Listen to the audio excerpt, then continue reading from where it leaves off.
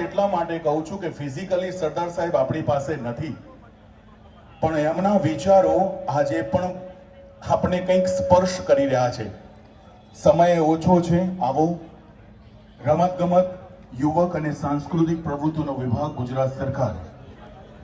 મેં કહ્યું ને કે ભગવાન બિરસા મુંડાજીની પણ 150 વર્ષની જન્મ જયંતિ, સરદાર સાહેબની પણ 150 વર્ષની જન્મ જયંતિ, અને આપણું નેશનલ સોંગ રાષ્ટ્રગીત વંદે માતરમ, એના પણ 150 વર્ષ.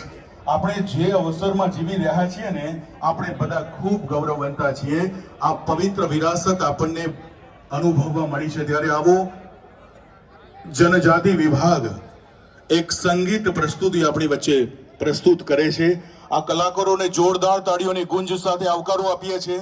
આ ભવ્ય વિરાસત એટલે આપણો સાંસ્કૃતિક વારસો. આવો વિનંતી છે પ્રસ્તુતિ આપવા માટે.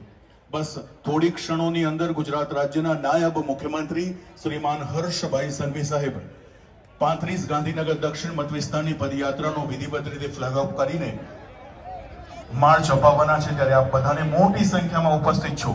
આપ સર્વપ્રથમ પોતાની જગ્યા લેશો અને આ કલાકારોને જોરદાર તાળીઓની ગુંજ સાથે આપણે બધા એમને આવકારો આપીએ. ધન્યવાદ.